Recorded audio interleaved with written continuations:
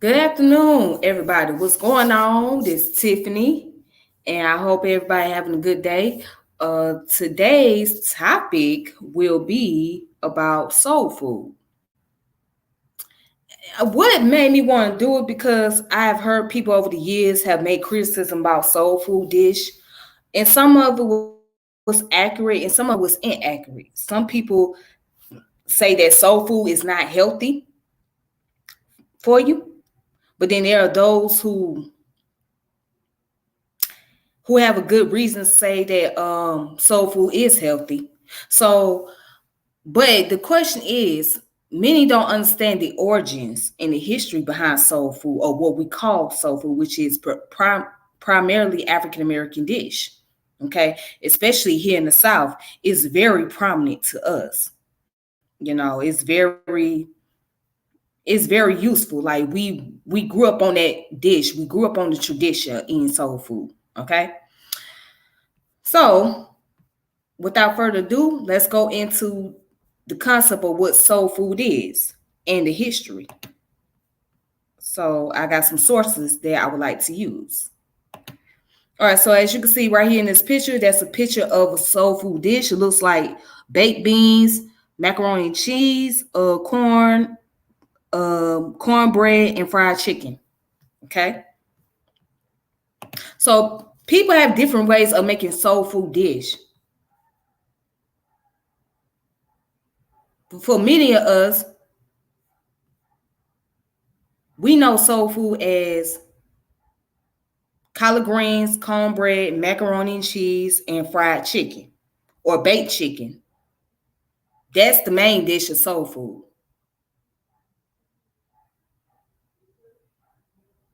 But all right, then, but let's go ahead and get started.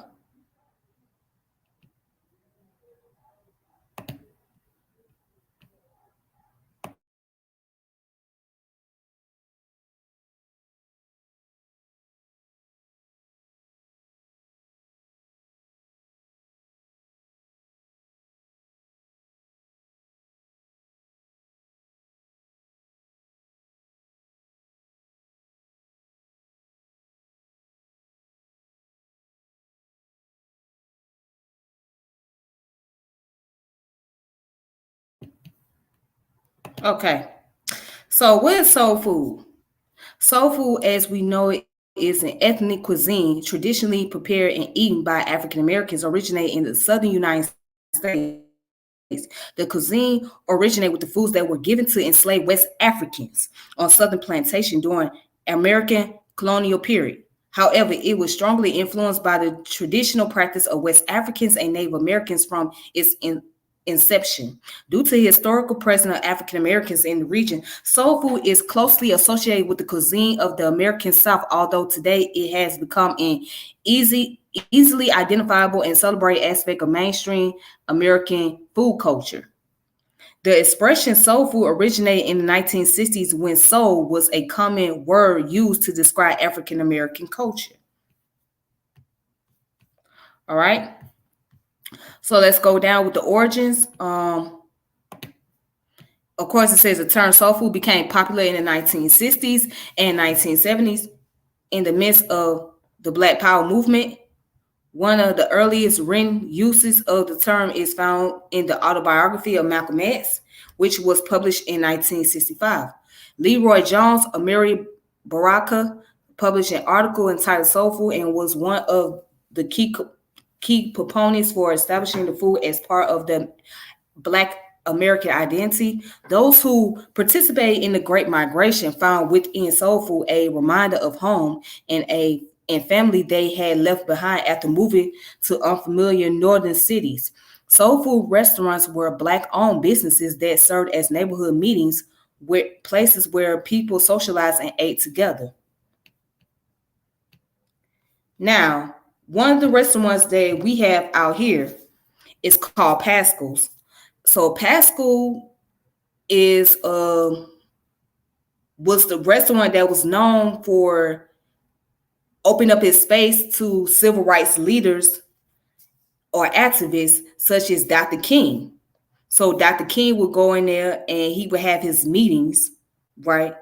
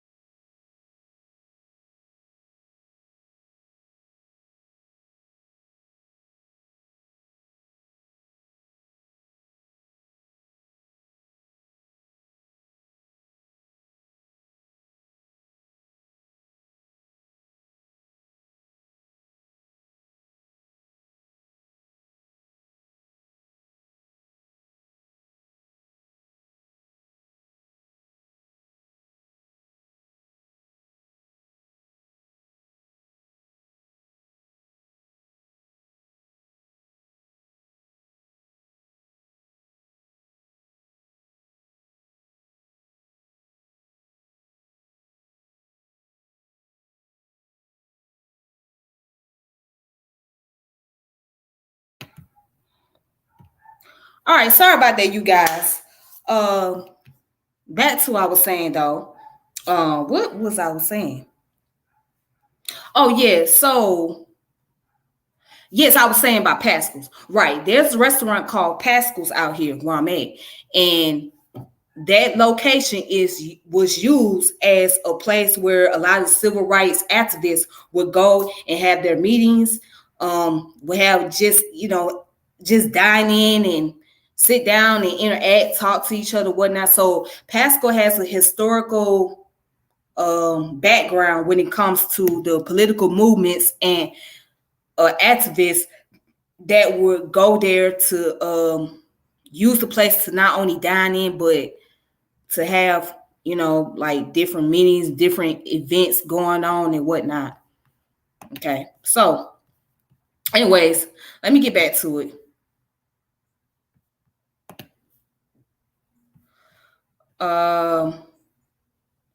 So it says the origin of recipes considered soul food can be traced back to before slavery, as West African and European foodways were adapted to the environment of the region. Many of the foods integral to the cuisine originate from the limited rations given to enslaved people by their planters and masters. Enslaved people were typically given a peck of cornmeal and 3/4 pounds of pork per week. And from those rations come soul food staples such as cornbread, fried catfish, barbecue ribs, chitlins, neck bones. It has been noted that enslaved Africans were the primary consumers of cooked greens, collard greens, beets, uh, dandelion, kale, and purslane. I don't know what that is. I ain't never ate no dandelion or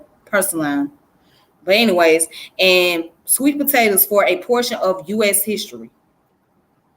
So let's continue on. Most enslaved people needed to consume a high calorie diet to replenish the calories spent working long days in fields or performing other physically arduous tasks. This led to time honoring soul food tradition like frying foods, breading meat and fishes with cornmeal, and mixing meats with vegetables, putting pork in collard greens. Eventually, the slave invented style of cooking was adopted into larger Southern culture as slave owners gave special privilege to slaves with cooking skills. All right, so what many of them used to do, right? Basically, what the article is saying, the former slaves or the slaves themselves, they were giving the portion or the pieces that the slave master or the planters didn't want it. So, like, let's say, for example, pork. The slave master may not want the back end of the pork, but he wanted the main meat. So, like the back end of the pig, which is the pig tails, or the pig head, or what they call chitlins, which is actually the pig's intestine. It's nasty. But anyways, that was the part that was given to the slaves. And what the slaves did, they took that and they made some dish out of that. They took the collard greens and made a dish with that. They took the okras, which is actually an African vegetable, right? Okras. And it's good. They made a meal out of it and they compiled that into what we know as African American cuisine. So these dishes was passed on down. So basically what I'm saying is the enslaved Africans got the leftover. They got the scraps. And they had to make use of the scraps. That's all they did. They made use of it. But those scraps today became a wonderful dish, a beautiful dish that we all can enjoy, especially here in the South. All right.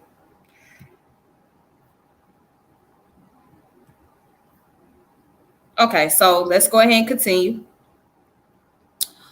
Impoverished whites and blacks in the South cook many of the same dishes stemming from the soul tradition, but styles of preparation sometimes vary. Certain techniques popular in soul and Southern cuisine, frying meat and using all parts of the animal for consumption, are shared with ancient cultures all over the world, including China, Egypt, and Rome. Now, the introduction of soul food to northern cities such as Washington, D.C. also came from private chefs in the White House. Many American presidents have desired French cooking and have sought after black chefs given their Creole background. The 23rd president of the United States, Benjamin Harrison, and former First Lady Carol Harrison took this same routine when they terminated their French cooking staff for a black woman by the name of Dolly Johnson. All right. One famous relationship includes the bond formed between President Lyndon B. Johnson and Zephyr Wright. Wright became a great influence to Johnson in fighting for civil rights as he saw her treatment and segregation as they would travel throughout the South. Johnson even had Wright present at the signing of several civil rights laws. Lizzie McDuffie, a former maid and cook to Franklin Delano Roosevelt, assisted her boss during the 1936 election simply by making the president more relatable to black voters. With public awareness of black Americans preparing food in the presidential kitchen, this in turn helped to sway minority votes for hopeful presidential candidates such as John F. Kennedy and Ronald Reagan. See, here's the thing. A lot of white folks, they love when black folks cook. A lot of them do. Let me tell you why. Because they love how we season our food. See, that's the difference. So, yeah, you can have a white person or somebody that's non-African descent make a soul food dish, but they use different type of seasoning. In particularly, like a white person, when they cook, most of the time they use salt and pepper, right? They use salt and pepper in a dish for the most part. So they don't use that much seasoning. But for us, we would like to use seasoned salt, garlic powder or onion powder, pepper, or paprika. What's the other one? Cayenne peppers. We use all those kinds of seasonings, or we use like the Cajun seasoning. If you're from Louisiana, they use the Cajun seasoning out there. So we like for our food to be tasteful. So we want to be able to taste the seasoning. See, it wouldn't just do us any good if we just eat something plain and it has no seasoning. It doesn't do us any good most of the time. Even those who may have health condition, right? They too got to taste something from a seasoning. You know what I'm saying? So, yeah, they may have high blood pressure. They may not be able to consume as much salt, but they want to be able to taste something. They want to be able to just, like, get that feeling. They want to get that good taste. Yes. So, yeah, for us, it's not a dish if you don't put enough seasoning on it. If you don't put seasoned salt, if you don't put pepper, if you don't use onion powder or garlic powder, then it's not really a dish. It's not a food. It's just plain. But then let's go back and continue to the article. All right. So let's look at what it says Native American influence. So Native American influence, right? Southern Native American culture, Cherokee, Chickasaw, Choctaw, Creek, and Seminole is an important element of Southern cuisine. From their cultures came one of the main staples of Southern diet, corn, either ground into meal or limed with an alkaline salt to make hominy in a Native American process known as, I don't know what this word is, nixtamalization. Corn was used to make all kinds of dishes, from the familiar cornbread and grits to liquors such as moonshine and whiskey. Well, dang, I didn't know that liquor was made out of corn. I didn't even know whiskey was made out of corn. That's interesting. Learn something new today, which are still important to the Southern economy. Now, many fruits are available in this region. Blackberries and muscadines, which is one of my favorite, raspberry, and many other wild berries were part of Southern Native American diets as well. To a far greater degree than anyone realized, several of most important food dishes that the Native American of the Southern United States live on today is the soul food eaten by both black and white Southerners. Hominy, for example, is still eaten. Sofaki lives on as grits, cornbread, and used by Southern cooks. Indian fritters, variously known as hoe cake or Johnny cake. Indian broiled cornbread is presented in Southern cuisine as cornmeal dumplings and hush puppies. Because that's all hush puppy is fried cornbread. Southerners cook their beans and field peas by boiling them, as did the native tribes. And like the Native Americans, Southerners cured their meats and smoked it over hickory coals. What we know today is barbecue. Okay. And this comes from Charles Huston, the Southeastern Indians. All right. So African European Native Americans of the American South supplemented their diets with meats derived from the hunting of native game. What meats people ate depended on seasonal availability, geographical region. Common game included opossum, rabbits, squirrels. Livestock adopted from Europeans in the form of cattle and hogs were kept. When game or livestock was killed, the entire animal was used.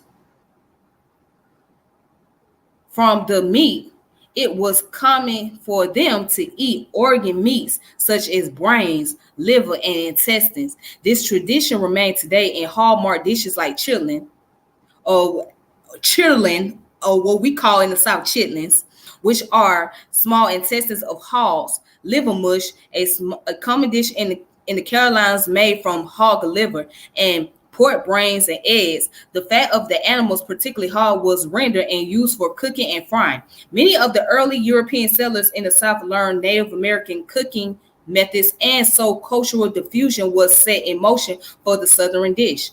Okay. So, for example, and peace to the chat. For example, if you wanted to make, like, let's give an example of grease. Let's talk about the Crisco grease. Okay, the Crisco grease, if y'all remember when you was growing up, you used the Crisco to cook with. All right, in that Crisco grease, you'll see that white stuff that looks like lard, right? It is lard, actually. What they call shortening. Basically, that's the animal fat. So you take that, you remember how your grandma used to take a scoop of that, big old scoop, and dump it in the pan, especially when she wants some chicken, or she'll dump it in the skillet or whatever. She'll use the lard. See, a lot of Southerners, they will use Crisco grease and they'll use lard because it's better to cook with. But there are those of us who rather not use it. Like, I like to use vegetable oil when I cook. Okay, I like to use plant butter. I used to love margarine, but I don't use margarine. I don't use salt butter. I use like plant butter now, or what they call vegan butter.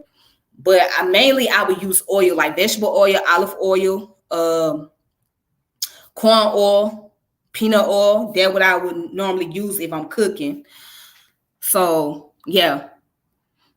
That's the main thing, because to me, that's more healthier. But some people, they prefer to use lard, or, as you say, pork fat, correct, or Crisco. So they'll get a big old thing of Crisco, and all that white stuff that you see, they scoop it up and dump it in the pan. Yeah, that's lard, which is L-A-R-D, lard. All right, let's continue on. All right, let's look at the African influence. So, scholars have noted the substantial African influence found in soul food recipes, especially from west and central regions of Africa. This influence can be seen throughout the heat level of many soul food dishes, as well as many ingredients found within them. Peppers used to add spice to food included Malaguta pepper, as well as peppers native to the Western Hemisphere, such as red cayenne peppers. Several foods that are essential in Southern cuisine and soul food were domesticated or consumed in the African savanna and the tropical regions of West and Central Africa. These include pigeon peas, black-eyed peas, many leafy greens, and sorghum. It has also been noted that a species of rice was domesticated in Africa. Thus, many Africans who were brought to Americas kept their knowledge for rice cooking. Rice is a staple side dish in soul food and is the center of dishes such as jambalaya, which is mainly a New Orleans dish. It's very popular in Louisiana, jambalaya. Um, and red beans and rice. There are many documented parallels between the food ways of West Africans and soul food recipe. The consumption of sweet potato in the U.S. is reminiscent of the consumption of yams in West Africa. The frequent consumption of cornbread by African American is analogous to West African use of fufu to soak up stew. West Africans also cook meat over pits, and thus it is possible that enslaved Africans came to the New World with knowledge of this cooking technique. It is also possible they learned it from Native Americans, since Native Americans barbecue as a cooking technique. Okay. So researchers state that many tribes in Africa utilize a vegetarian plant-based diet because of its simplicity, which most African dishes are based upon. This included the way food was prepared as well as served. It was not uncommon to see food served out of an empty gourd. A gourd is like a pot. Many techniques to change the overall flavor of staple food items such as nuts, seed, rice contribute to adding dimension of involving flavors. These techniques include the roasting, frying with palm oil, baking in ashes, and steaming in leaves such as banana leaf. All right. Oh yeah, see, a lot of people are allergic to peanuts. A lot of folks are allergic to peanuts, but yeah, so we do have a lot of African restaurant out here as well, especially West African restaurants. Those from Senegambia and Senegalese, they and Nigeria, they all over. But if you look at their dish and look at how we cook, it's pretty similar, but there are just differences. With most West African dish, they're really known for their jambalaya, their rice. They're known for a lot of plantains, and they also eat a lot of lamb as well too. So yeah, and they also known for their smoothie. What It's not a smoothie, but it's a drink. It's kind of like sea moss, but it's their own version. It comes from a plant in Senegal. So their dish is it's very similar, but it's different at the same time. So you can notice that there's a lot of similarity. Again, the West African people brought their culture, their tradition to the United States. So one of those traditions they have brought was the food. So they mixed their home dish with the American dish. All right. And with the barbecue concept, that was very popular with the Native American culture. So the Native American did a lot of barbecuing because they did a lot of hunting as well. So when they was out there hunting for like buffaloes and other animals, they would take them, slaughter the animal up, clean them real good, and put them on the roast, or put them on the put them on the little roasting machine, and they will roast them, they will cook them, and that's how they did. So that was one of the ways that African American learned how to barbecue, by watching the Native Americans do it. So barbecuing is very popular in our community as well, especially when we have family cookouts, family gathering, birthday parties, and all that. You will see a lot of barbecuing going on. Most of the time it'd be the men that barbecue. You'll see more men barbecuing than you'll see women. So most men like to barbecue rather than be in the kitchen all day. But what's interesting? You'll find out that there's more men in the South that can cook. So in the South is more men that like to cook, that like to be in the kitchen. Most men know how to cook in the South. You know, I mean, no shade to anybody else elsewhere, but in the South, most men can cook. Yeah, and my father happened to be one of them. Like, seriously. But going down, so there is the cookbooks. All right. So I have a couple of cookbooks right here. It says, because it was illegal in many states for slaves to learn to read or write, soul food recipes and cooking techniques tend to be passed along orally until after emancipation. The first soul food cookbooks is a tribute to Abby Fisher, entitled What Mrs. Fisher Know About Old Southern Cooking, and published in 1881. Good Things to Eat was published in 1911. The author of Rufus Estes was a former slave who worked for the Pullman Railway car service. Many other cookbooks were written by Black Americans during that time, but as they were not widely distributed, now most are lost. Since the mid-20th century, many cookbooks highlighted soul food and African American food ways have been compiled and published. One notable soul food chef is celebrated traditional Southern chef and author Edna Lewis, who released a series of books between 1972 and 2003, including A Taste of Country Cooking, in which she weaves stories of her childhood in Freetown, Virginia, into a recipe for real Southern food. All right. So I have a book myself.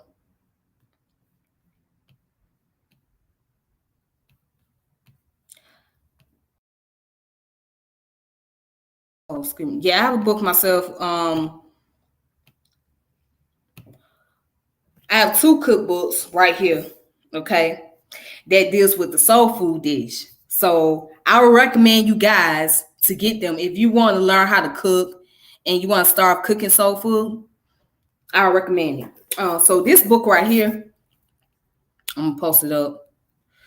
This is Mama's Dips Kitchen, Major Council. She was from North Carolina. This lady right here, I had this book for so long. She actually written this book back in 1999, but she had so many dishes in here. Now I tried one of her dish in this book, but it's so many other that you can learn here. It's like there's recipes in here that's pretty easy to learn. Now, growing up as a kid,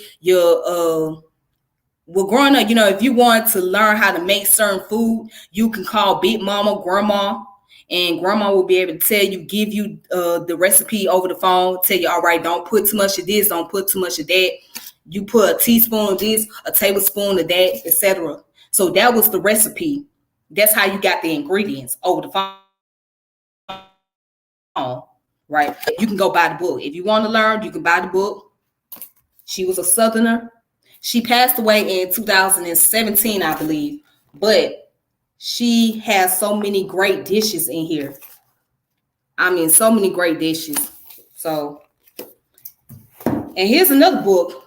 It's called An African American Cookbook. All right. This is by Phoebe Bailey. All right. So it's a traditional and other favorite recipes. And one thing I like about this book is that it has quotes in here too. So I'm going to give you a great example. Let me give an example of this book.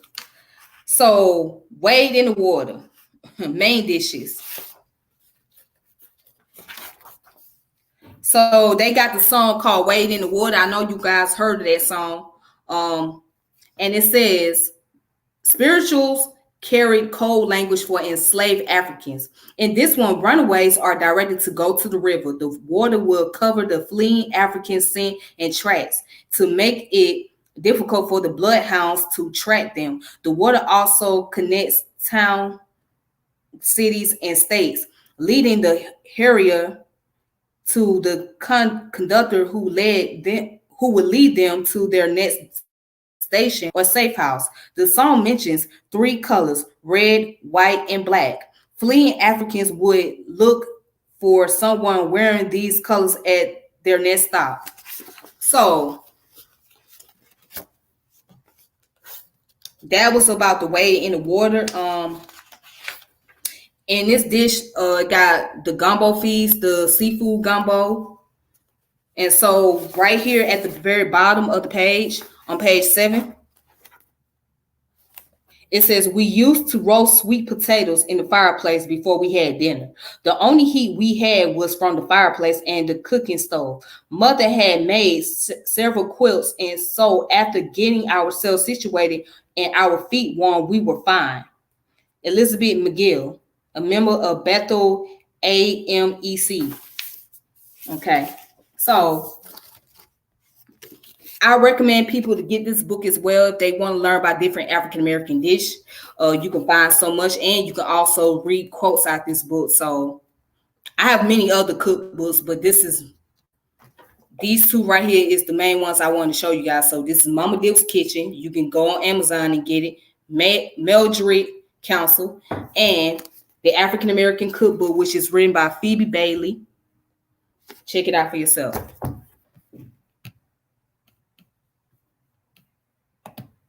Oh, shoot. Okay. So let's go ahead and continue. All right, shout out to North Kakalaki. North Kakalaki. Yeah. North Kakalaki in the building. All right. So continue on down. It says cultural referencing. Soul food originated in the southern region of the U.S. and is consumed by African Americans across the nation. All right. It says figures such as Leroy, Amiri Baraka, Elijah Muhammad, and Dick Gregory played notable roles in shaping the conversation around soul food. Muhammad and Gregory opposed soul food because they felt it was unhealthy food and was slowly killing African Americans. They saw soul food as a remnant of oppression and felt it should be left behind. Many African Americans were offended by the Nation Islam rejection of pork, as it is a staple ingredient used to flavor many dishes. Stokely Carmichael also spoke out against soul food, claiming that it was not true African food due to its colonial and European influence. Despite this, many voices in the Black Power movement saw soul food as something African Americans should take pride in and use it to distinguish African Americans from white Americans. All right. Proponents of soul food embrace the concept of it and use it as counterclaim to argue that African Americans had no culture or cuisine. So, in other words, soul food brought us together. Okay. Okay, got you. Soul food was something that brought us together. Okay, it wasn't just a dish. Soul food was a culture that was given for us. It's something that our people had to create. So it bothers me in a sense that people talk about how bad soul food is. And it's like, yes, I get that. But at the same time, if you understand the history behind it, you will see why people still eat on soul food, why soul food is still the main dish. Because it's not just the dish in itself, it's the culture concept behind it. And speaking of that, you got Goodie Mob. If anybody remember the Goodie Mob song, Come and Get Some Soul Food. If you listen to the song, it's not just talking about the food in itself. It's talking about the cultural aspect behind it. It's the metaphors that you're listening to. It's basically saying, look, let's come together. Let's sit at the table. Let's enjoy ourselves. Let's enjoy each other company. It's about social interaction. It's about hospitality, Southern hospitality. That's what the main thing of that was the main purpose of that song, is to show the Southern hospitality. It's to bring the culture aspect. It's to bring people together. Come together as a union. Come together and sit down. Come together and share the tradition. That's what they're basically talking about. It's all hospitality. So yes, it's pretty disrespectful to say stuff like that, especially those who grew up in the South, such as myself and many others. You know, we would take offense to that because that's what we grew up on. I grew up on that. You know, that's all my grandma knew because she was from the country. So she was from the country and she was raised on eating hogs and possums and rabbits and all whatever you can think of. That's what she was raised upon. Okay, she grew up in the country. All the country folks knew how to do was go out there and get them some rabbits and get them some hog, whatever meat that became available, they was able to do it. You know what I'm saying? A lot of them could not afford to go to the grocery store and buy something healthy. I mean, yeah, they grew vegetables and whatnot. They made sure vegetables was a part of the menu. But it's one thing to say that we need to cook healthier food and substitute certain things. I agree. But to say or denounce the entire soul food in itself, that's wrong. You can't do that. You can't denounce soul food. You can't totally dismiss it. You can't do it because that's a part of our tradition. But we can substitute things that's on the plate. We don't have to eat fried chicken all the time. You know what I'm saying? You ain't got to put the pork on the you ain't got to put the pork on the collard greens or the pork on the black eyed peas. You can put turkey necks. You could put some bacon in there. Some people put bacon in their collard greens. You know what I'm saying? There's different ways you can do things, and you can have soul food and still be healthy. You know what I'm saying? You can have soul food and still be healthy. I'm not gonna give up eating cornbread. I'm not that Richard, certain meats I wouldn't even dare to eat. I wouldn't even dare to eat no damn possum. I'm not eating no possum. I wouldn't eat no raccoon. So certain wild meat I would not eat. I would not eat. Yeah, I'm good. But yeah, what I'm saying is you can still eat healthy and have a soul food. I'm not gonna stop. I'm not going to stop eating cornbread because you say cornbread is not healthy. I hear a lot of folks using Dr. Sebi, and no disrespect to Dr. Sebi, may he rest in peace. But I can't, even Dr. Sebi was wrong about a lot of things too. You know what I'm saying? He was wrong about a lot of stuff. You know, I'm not going to stop eating no cornbread. I'm not going to stop eating no collard greens. I can't stop eating corn. I'm not going to eat yams or sweet potatoes. I'm not going to stop that because that's what I grew up on. You know what I'm saying? Now, I can cut back on certain meat. I don't eat pork anymore. I don't really do beef. And I'd rather eat more turkey, lamb, and fish. You know what I'm saying? I'm not going to stop eating meat because somebody say you got to stop eating meat. It's nothing wrong with being vegan. Vegan is cool. If that's what works for people, veganism is okay. You know what I'm saying? I would encourage that. But don't try to clown somebody or try to look down on others because they choose not to be a vegan. And I hear this argument all the time, and I don't want to go on the rant for too long, but I hear this argument all the time that our ancestors did not eat meat at one point in time. That's a lie. They ate a lot of meat. Even those in the ancient Egyptian time period, they ate meat. Meat was a part of the meal. They didn't just consume vegetables. They ate meat. They ate starches. That's what they did. Even the earliest humans, they hunt and they ate meat. Hell, I just read an article that the Neanderthals, which is the earliest form of human before the Homo sapiens came about, they were cannibal. They were cannibalists. They ate other human beings. They ate hearts and stuff like that. So humans, we naturally gonna eat meat. That's just who we are. Now, you can choose to be a vegan. Some people were born and raised on it.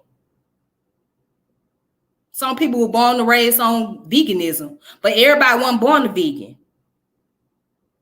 Everybody wasn't born no vegan. So with that being said, nah, I'm not finna, hell nah. Nah, I couldn't do that. You know what I mean? So, like, you know, and you know, the cooking is very different. Like you could tell the difference between how people cook in the North and in the South. So, like I said, in the South, we use a lot of seasoning. It's a lot of dishes and things of that nature. Where in the Midwest, they do season, but they do things differently. Like the most common dish in the Midwest is corned beef and cabbages. That's the most common dish. That's the most popular dish up there. You know what I'm saying? And then I love me some corned beef and cabbage. You know what I'm saying? That's another thing I won't give up is corned beef. I don't eat it all the time, but I love it. When I have some desire from corned beef, I eat it. Handling business. Raleigh, I used to live in Charlotte, but I am originally from Michigan. Okay. Okay then you from Michigan. All right. Okay then. All righty. Yep. So yeah, I grew up in Georgia. Whoever that asked it, I grew up in Georgia. I was raised in Georgia. I was born in Ohio, but I was raised in Georgia. So yeah, so I kind of like experienced both worlds, but I'm just so accustomed to the Southern tradition.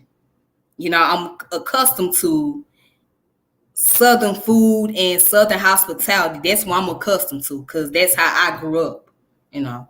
But anyways, yeah, that's all I have to say. You know, you can't just look down on everybody else because they eat food, they eat meat. I mean, you know, everybody have a choice of what they want to eat. You know what I'm saying? You know what I'm saying? So I just don't think it's right. I think people overdoing it with the veganism concept. I mean, I agree that health is your wealth and it's very important. But I don't agree that you should look down on others because they choose to consume. They choose not to be a vegetarian or a vegan. I don't think that's fair. I don't think that's fair. Handle this. You then picked up a little Southern accent. I like the Southern hospitality. Yeah, I grew up in the South. Of course, you know, I was raised in the South, so that's a part of me. You know what I'm saying? I was raised in the South. That's what I'm accustomed to. That's what I'm used to. So that's all I know. All right. But let's go ahead and continue on.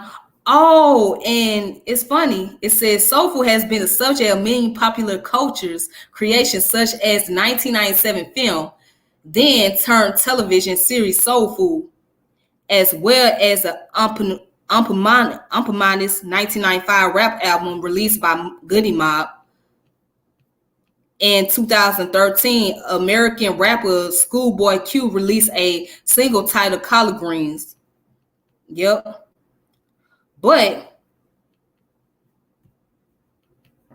with that being said, yeah.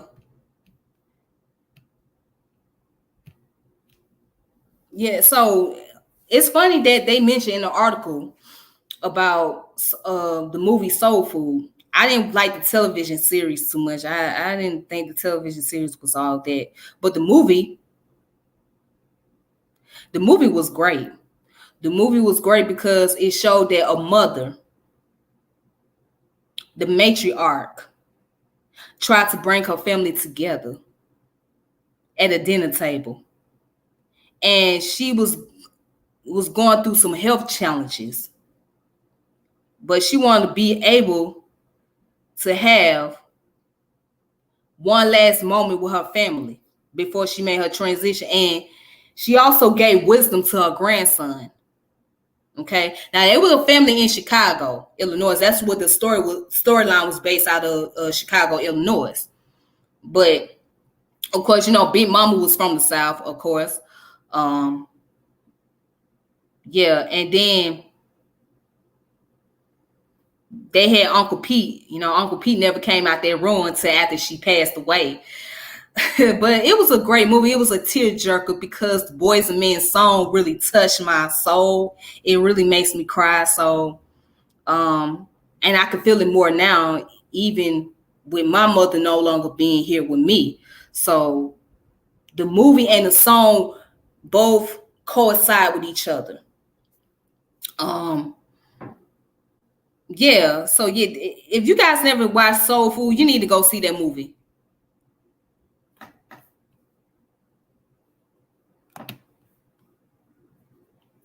Yeah, if you ain't never seen Soul Food, go see that movie, man. Y'all need to watch that movie.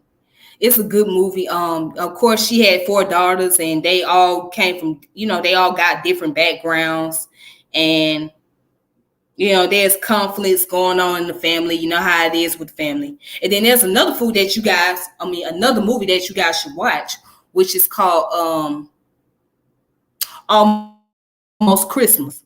Almost Christmas is with Monique and Danny Glover. Danny Glover plays as the patriarch of the family. Okay, his wife dies, leaving behind four children, and she was working in the homeless shelter, and it was the same shelter that she grew up in. So, but the setting is located in Birmingham, Alabama.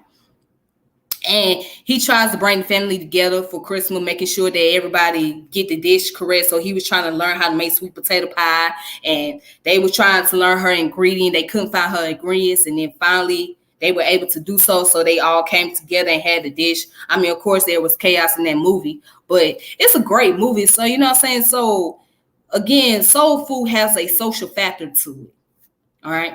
So now let's talk a little bit about what they talk about the health concerns. Again, I'm not saying that there is no health issues taking place within our community. And yes, you should be mindful of what you eat and what you consume or whatnot. So I can understand why some people will say that, hey, this is why you need to cut back on eating certain type of food. Soul food prepared traditionally and consumed in large amounts can be detrimental to one's health. Opponents to soul food have been vocal about health concerns surrounding the culinary tradition since the name was coined in the mid 20th century. Soul food has been criticized for its high starch, fat, sodium, cholesterol, and caloric content, as well as the expensive and often low quality nature of the ingredients such as salted pork and cornmeal. In light of this, soul food has been implicated by some in the disproportionately high rates of high blood pressure, type 2 diabetes, clogged arteries, strokes, and heart attack suffered by African Americans. Figures who led discussions surrounding the negative impacts of soul food, including Dr. Alvina Fulton, Dick Gregory, and Elijah Muhammad. Okay. So, on the other hand, critics and traditionalists have argued that attempts to make soul food healthier also makes it less tasty as well as less culturally and ethically authentic. No, and that I disagree. I disagree. To say that or to even make that argument, it doesn't make it less tastier. You know what I'm saying? You may not have the main thing that you wanted, but it's nothing wrong with the substitute. You know what I'm saying? It's nothing wrong with minimizing certain things. It's nothing wrong with that. It's nothing wrong. You got to be able to minimize the amount of intake that you have as far as your salt, as far as the starches. You have to minimize it. So you can still have a great dish and eat healthy at the same time. You know what I'm saying? You don't have to have a whole bunch of everything on the plate. You know what I mean? But you can minimize what you can eat. So it's nothing. So that part of the article I disagree with.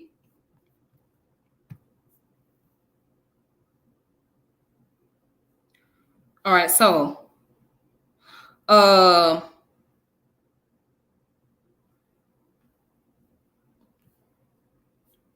also it says A foundational difference in how health is perceived of being contemporary is that soul food may differ from traditional style is the wildly different structures of agriculture.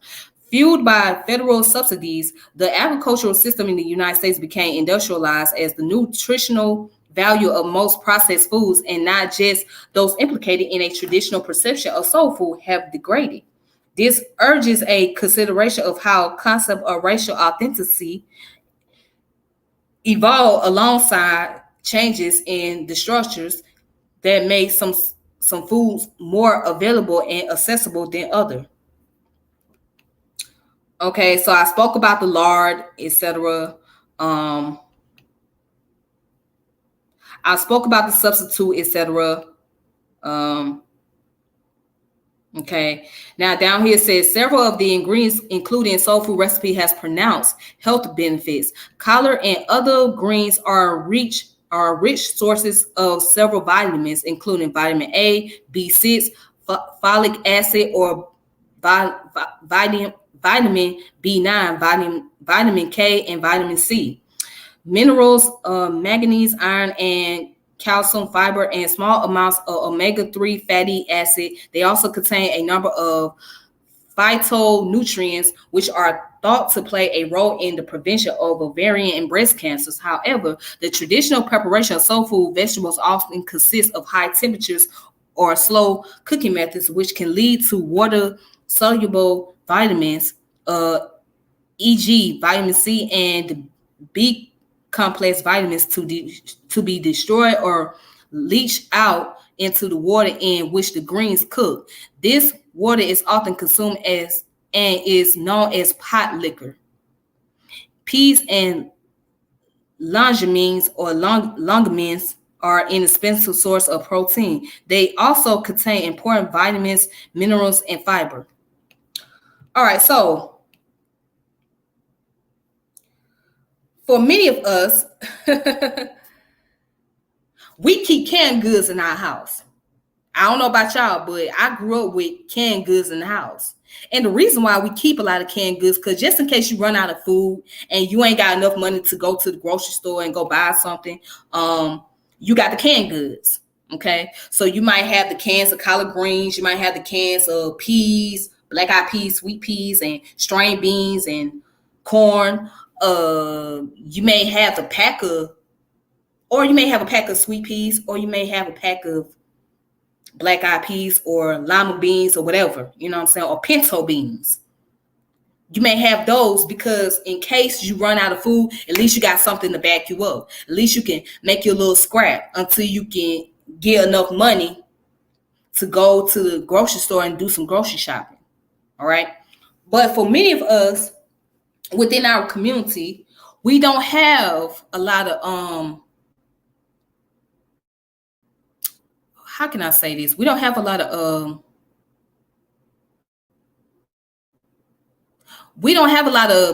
produce. Like, we don't have a lot of healthy grocery stores nearby. You know what I'm saying? So for us, we'll see places like liquor stores and corner stores. And then back in the day, some people used to get government cheese, which is the big old pack of cheese that the government used to send, and people use that to cook with. So it's limited option in our community when it comes to the stores. So we have to go outside of their area. We may have to go 15 minutes away, 20 minutes away, just to go grocery shopping. Now, in some areas, there may be stores nearby, some areas. But if you're looking for a place like Whole's Food and what's the other one called, Sprout Marketing, Sam Clubs, you're going to have to go further out. You're going to have to go further out if you want to go to, like, we have a place called the DeKalb Farmers Market. That's further out. If you really want to get some good quality of food, you go to a place like the DeKalb Farmer Markets, because you got foods that come from all over the world. All right. I'm talking about places that come from the United States, from Mexico, from India, from various parts of Africa, various parts of Asia. It's all in that one market. And it's a big market too, but it's too far away for many. You know what I'm saying? It's too far away. You got to travel further out if you really want to get some good quality of food. But other than that, you only can get what you afford to get. You know what I'm saying? You only can be able to use resources. And a lot of times, if you look across the street, what do you see? A liquor store. And some of those liquor stores might have some produce in there if they any good. But outside that, you gotta travel further out. You gotta go 15 or 20 minutes away just to go grocery shopping. Interesting. But yes, so with that being the case, yes, that kind of has the effect on our health because our accessibility of being able to go grocery shopping. You don't have grocery stores that's always nearby, and the closest one may be 15 minutes away or 20 minutes away. You got to go travel just to get your groceries. That's a fact. All right. So that's it for this article. And if you guys want to look up more information, you can go check it out for yourself. All right, you can come to Wiki One. That's look like some good dish. That's some fried okras right there. There's some fried chicken, collard greens, and macaroni cheese. And you see the cornbread muffins back there.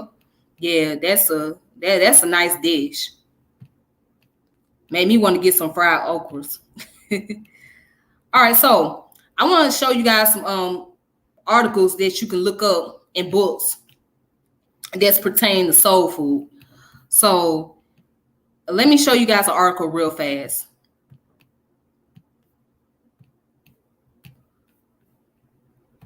Okay. So this article right here is called Soul Food as a Cultural Creation, which came out in 1999. All right, written by William C. Witt. Okay. And it's in the Journal of the Study of Food and Society. All right.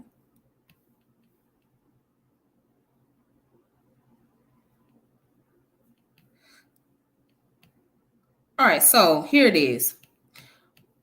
I'm going to read the intro. It says under the introduction, in all social science, there is probably a no more problematic than culture. Some refer to culture as the high culture of music and art. Others define it as the generalized belief system of a society. And it has been defined more broadly as the sum of all that human beings do and have done. No definition stands as absolutely definitive. Okay. So let's go down to where it says soul food. I'm trying to say this article. Hold on. Wait a minute. Let me see something. I'm a little confused here. Okay, never mind. Soul food, a complete analysis of soul food would need to include the African, American, European influence on the production, collection, storage, preservation, distribution, preparation, consumption, and disposal of foods. In addition, this analysis would need to note both the relative autonomy of food as a cultural creation and the degree to which ongoing cultural recreation modified elements within soul food culture. The following diagrammatic form summarize this analysis. Okay. The remainder of this discussion will focus on a topical filling of this 3S7 quantitative table. So here's the table right here. Okay.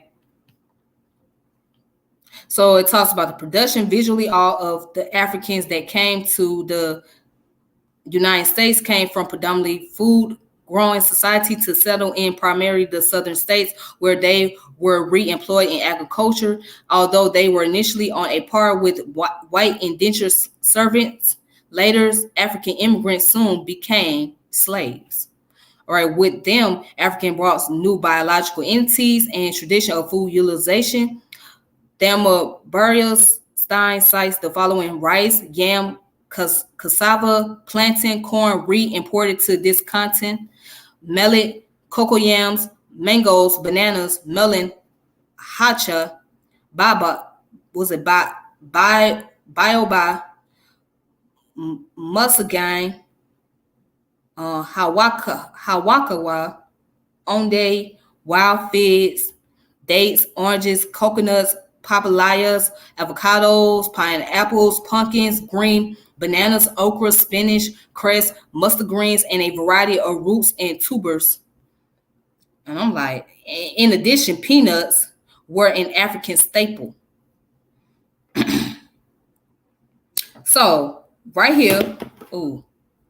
So right here in this article, it goes into more details and more information about the soul food creation and the cultural creation behind it.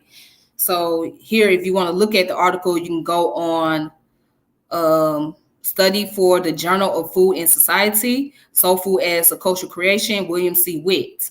All right.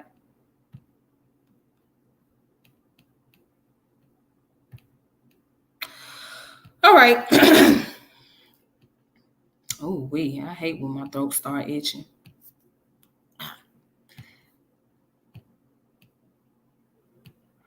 Okay.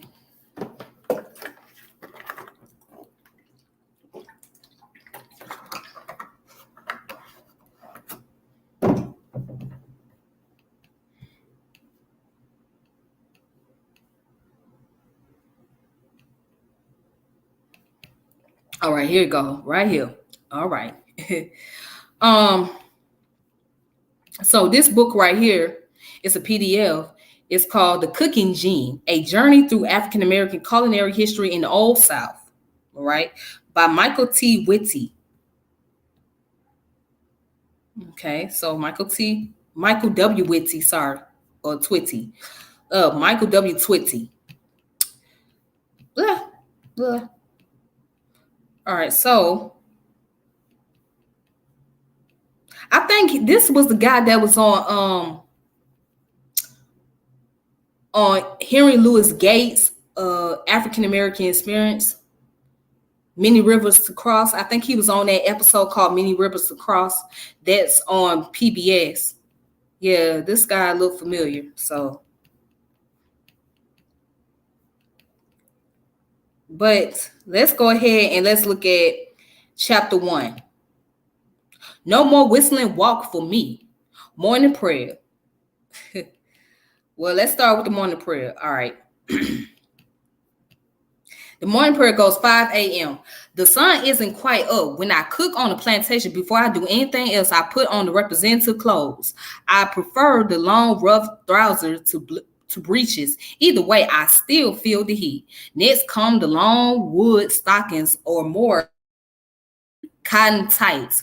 Then the long shirt I barely washed that's full of little tears and rips. The waistcoats and the kerchief. They call this a costume, but it is my transformative historical drag. My makeup is it's a dusting of pot rust, red clay, and the ghost smell of meal pads.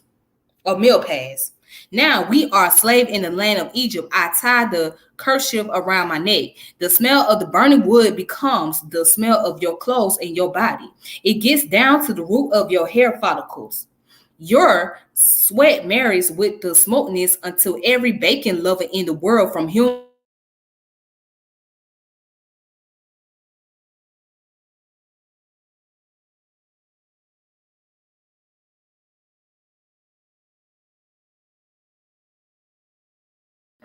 Okay, I'm back.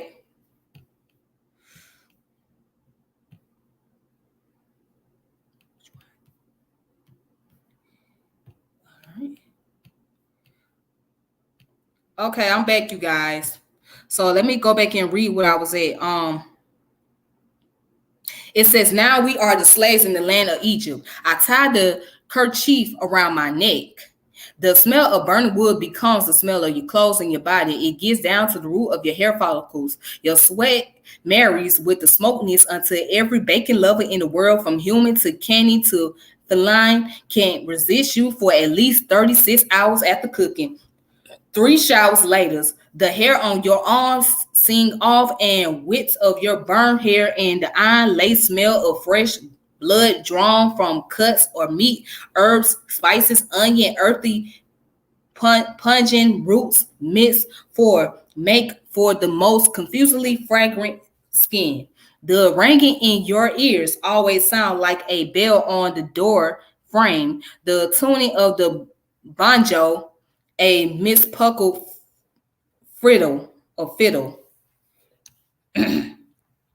I don't know what kind of wood I use, or even if the dampness would make much of a difference, but the first task is always to get kindling and wood 30 to 40 pieces, and once you have it, get the fire started quickly and clearly so that the flame dance in the air like Pentecost. Resonant and juicy, the soft woods, the light wood start the show when I wrap them in a little cotton. I like burning a little raw cotton with pine and her needles. It feels like poetic justice, my own little taste of revenge. I know that's silly, but I am captive to blood memory vision of the cotton bales burning and the soldier marching on and Jubilee coming. Nothing else really escapes memory, and even the things we forget often are condemned to it. And it goes on to say the hardwoods are like friends, and each one has a different conversation with your food. The smell, the burn, the coals, the heats, the smoke, the high intensity of white oak, the savor of hickory, the mellowness of pecan, the red oak, ash, apple, and maple. Sometimes you have to split the big logs up so that you can stack them like chimney. When that happens, the day begins when the brooding energy of iron and all its accompanying West African spirits of Goon, Tayo, Indomayiri. I sang the song quoted by Fanny Berry, a formerly enslaved informant, to the WPA interviewers in the 1930s. A cold and frosty morning, the niggers is feeling good. Take your axe upon your shoulders and talk to the woods. Talk, chop, talk, chop, talk, chop to the wood. Talk to the wood. Talk, oh yeah, I'm talking to the wood. Talk, come, talk to me. Talk to me, wood, like the recipe I work with. It starts off as a formula from past and ends. Naturally, my ad-libs, improvisations, and tradition chasing each other like fish rippling through a pool. All right, so I'm just going to stop there. This is the first chapter of the book.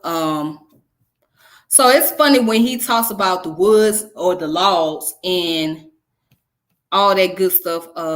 As you can see, this is a book that you guys should read right here if you want to continue on, if you want to learn more about the Old South and the African American culinary arts and whatnot. Just read this right here. Yeah, it's funny that he talks about the laws and stuff, because for most of us, we used to see our parents taking logs, and sometimes they'll put it on the grill because the logs give it the smoke flavor. So when you barbecuing your meat, you'll taste that smoke. It gives it that nice little tender flavor. So you put the log inside, once the fire is going up on the charcoal, right? You put it on top of that, then you put the rack on top of it. Once you put the rack on there, then you start putting your meat on there while the log's in there. So when you smoke it, it tastes better that way. It gives it a better flavor. Yeah. And then another thing, all right. So because I gotta get ready to log off in about the next 5 or 7 minutes. But anyways, I want to say this. Another thing that is the great thing about cooking is using the cast iron pan. So a lot of our grandparents love using cast iron because you cook better. It don't stick as much. So like, especially if you cooking, say if you cooking your eggs and or you like sauteing your meat or something, you don't want your meat getting sticky on the pan. So it makes it a lot easier and it tastes a lot better when it's cooked on the cast iron pan. Like when you cook your cornbread, you want to cook your cornbread on the cast iron pan, right, in a little saucepan, rather than just using those little metal pans or whatnot. I mean, there's nothing wrong with those little metal pans, but those cast iron pans is good. And I know a lot of our grandmothers and grandfathers used to keep them cast irons in the cabinets. They will always keep their cast irons with them. So when it was ready, when it was time to throw down in the kitchen, get you that pot, get you the cast iron pot, get your cast iron pan, get you the saucepan, get the roast pan, get the regular pan and all that. Get everything together and you start cooking in there. And once you cook in there, your food come out and tastes better. So many people like the cast iron. Like I have a couple of cast iron pans myself. So yeah, when I cook, I like the fact that it gives better quality. But one thing about cast irons is that when you wash them, you can't wash them in hot water. You have to wash them in cold water. You know, you can use a little dish soap, just put a little bit of dish soap in there and then wash it in cold water. And once you wash it in cold water, then, you know, you just rinse it out and then wipe it down real good. Just wipe all the way around. You know what I'm saying? You might want to have to put a little oil on there. You might want to put like a little butter on there. Just keep it, you know, shiny so that way it won't rust up. Because what happened is when you yeah, I do. I love cornbread. I do. I love me some cornbread. But I'm thinking about making some tonight. As a matter of fact, I'm gonna make some tonight. Yeah, I'm gonna make some cornbread with my turkey gizzard. Yeah, I'm gonna do that. But anyways, with the cast iron pan, you have to be careful with it, you know, because it tends to rust real easy. So you don't want to just like put it in some hot water. You know what I'm saying? Because you don't want all that rust on there. So you just want to make sure you wipe it down. You know what I'm saying? Like take a wet rag and just wipe around it. You know what I'm saying? Then you take a little paper towel, wipe around, whatever. And, you know, or just put, like I said, put a little grease on there. So that way, you know, it will still look shiny and still give it a flavor. So by the time you cook again, it won't stick on the pan. The pan won't look bad or it won't look crusty or rusty and all that stuff. Yeah, but they are very expensive too. Like it's pretty hard to find them. You can go to Walmart and get them, but you ain't gonna get a collection of them like that. So you're gonna get them like separately. But yeah, they pretty hard to find sometimes. But anyways, let me go ahead and continue. So again, if you want to check this out, you can check this PDF.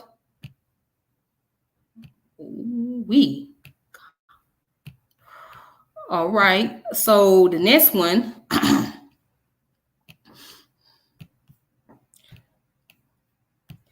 The next one right here is called the Hog and Hominy. Soul Food from Africa to America. Frederick Douglass Opie. All right. So this book was written when? Let's see. What year was this book written? Oh, it's written in 2008. That wasn't too long ago. All right. So it goes in the introduction, chapter 1. Adding my bread to greens. Let's look at that. Adding to my bread and greens enslaved cookery in British colonial America.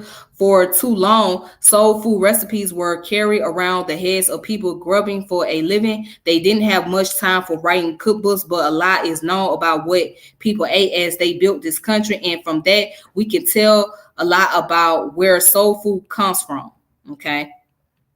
And it says when And in what ways did Africans develop new cooking and eating habits after arriving in the Americas? In Africa, they had developed ways of cooking and eating related to their distinctive culture and tribes. After being sold into captivity during the Atlantic slave trade, they were suddenly forced to interact with all sorts of people in a variety of cultural and physical environments. Exposure to new and different people, as well as to new and different plants and animals for producing food, caused them to go shift emphasis from their old staples to the buckaras, Igbo word for white people. Oh, I'm learning something new. Buckaras, buckara, buckara. Igbo word for white people. New ones. Alrighty then. All right. So yeah, you can check this book out too. I had to move quickly through this. What it says about the Mende tradition? Let's see. Mende speakers identified in the primary sources used here as Mendico or Mendika lived in the geographic areas of present-day country as Burkina Faso, Senegal, Gambia, Guinea, Sierra Leone, Liberia, the Ivory Coast, and Ghana, among others. Also, as largely subsistence farmers and rice eaters, the Mende people, according to the expedition in the 1790s of the 24-year-old Scottish explorer Mungo Park, performed their daily share of physical activity, thus starving off obesity. Okay, so again, you can look that up for yourself. If you want to read more about this, hog and hominy soul food from Africa to America. All right.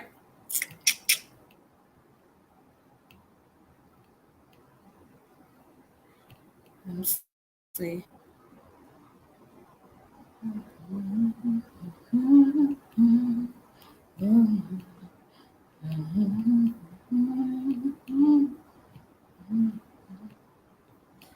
Okay, so this book is seen to be interesting. It was written by Zora Neale Hurston on Florida food recipes, remedies, and simple pleasure.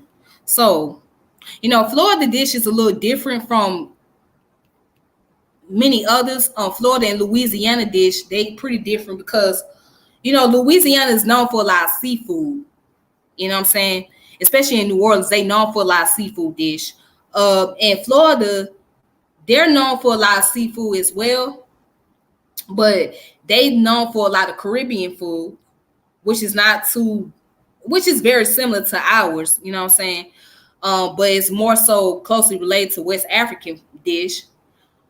Yeah, but they're known for that, and the reason why is because they have a lot of Caribbean people in Florida, right? Like especially those of the Haitian background, right? Would they be considered as Latino?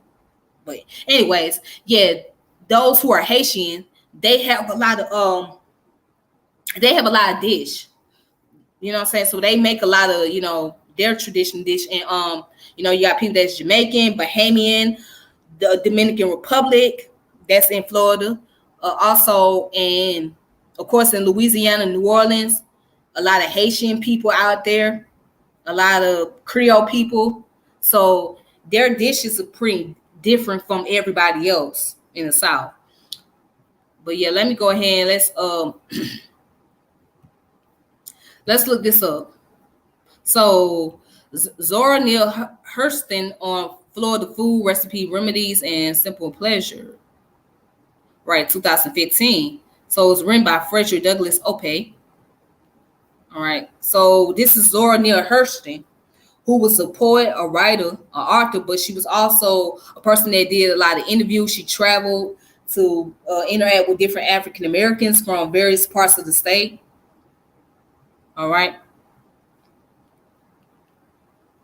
So it goes on to say, as you can see, this is the farmer slaughter hogs in Monticello, Florida, 1930. Okay. So these are the hogs they are slaughtering. So again, Pigs are the main part of the dish. So Zora Neale Hurston was born in wintertime, the season when Southerners butchered hogs and harvested sweet potatoes. One of the first voices she heard was that of a white man calling, "Hello there, call your dogs." But what follows isn't the story you expected from the late 19th century of Jim Crow South. As a child born in Alabama, Hurston heard the story of a white man of many acres and things who knew the family well and had butchered some hogs the day before. Her mother went into labor. Knowing that Papa was not at home, and consequently there and that consequently there would be no fresh meat in our house, he decided to drive the 5 miles and bring half of a sloat, a young pig, sweet potatoes, and other garden stuff along. He was there a few minutes after I was born, writes Hurston. Seeing the front door open, he came in, announced his presence in what Hurston called the regular way to call in the country, because nearly everybody who has anything to watch has biting dogs. Nobody responded, but he heard the newborn crying. He shoved the door open, rushed in, and followed the sound until he found Hurston's mother, Lucy Ann Potts. The umbilical cord was still attached. Being the kind of man he was, he took out his bellow knife and cut and tied the umbilical cord, writes Hurston. When the midwife arrives almost an hour later, she found a fire made in the stove, hot water simmering on the stove, and Hurston's cleaned up and bandaged mother holding a recently cleaned off newborn in her arms. As soon as the midwife arrived, the white man left the food he had brought and left, cussing about the local women folk and the midwife not being there to help deliver the baby. All right. So here are the women. You see how the women come together cooking and the men. You see that the hogs. The hogs. Yeah. All right.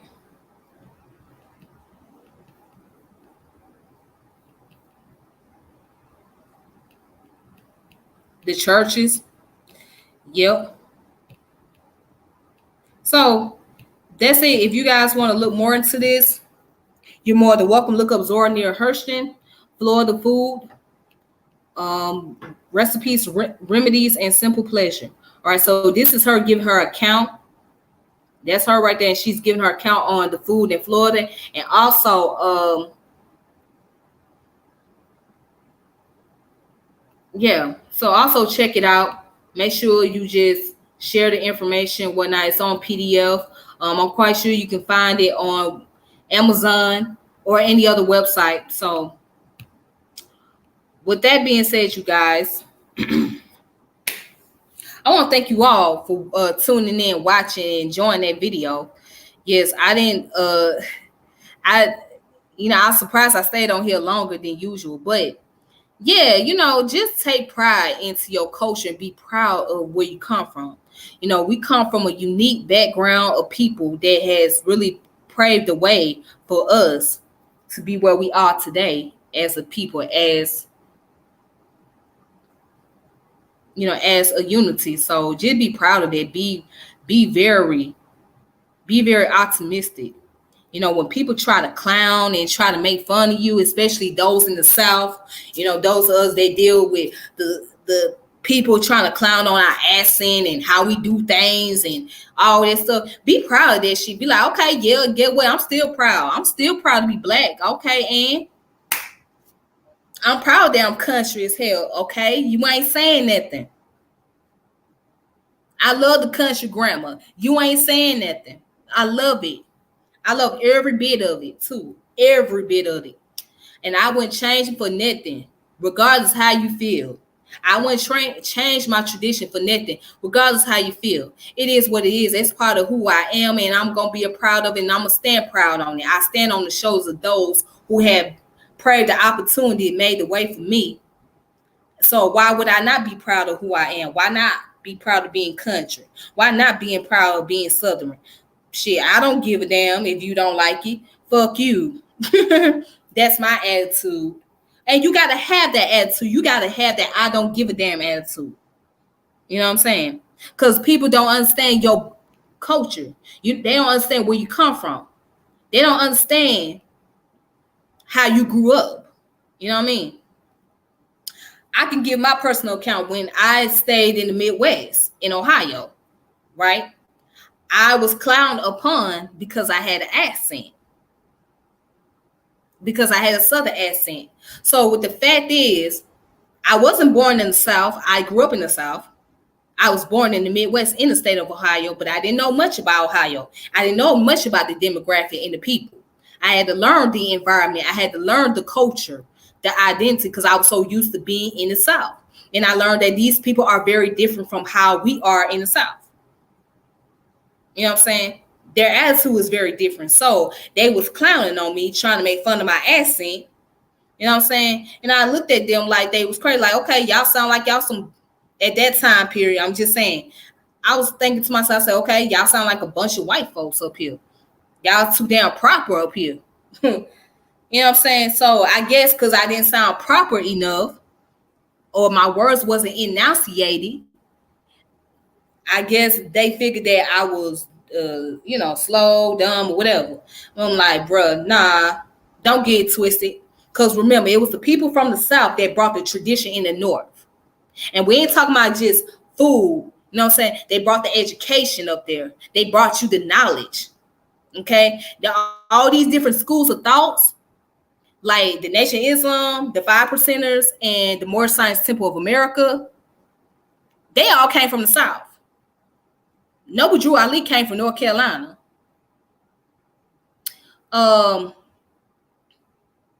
Clarence 13S Allah came from Virginia. Elijah Muhammad came from South Georgia, and he only had a third grade education. So these people brought all these knowledge and information to you, and you guys following the tradition of those who came from South. Even the gang members, hold on, your gang organization, the leaders, they came from the South. Raymond Washington, he came from the South. Let's see. Tookie Williams came from Louisiana. Huey Newton came from Louisiana. Okay. But he had the Black Panther Party, though. I think, what's his name? Jeff Ford, the Mighty P Stone. He came from Mississippi.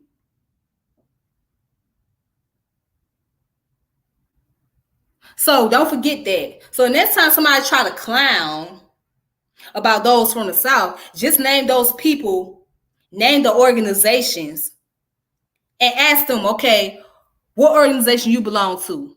And if they tell you to name the organization, tell them about their leaders from those organizations. Well, why you clowning on the South? Your leaders came from the South.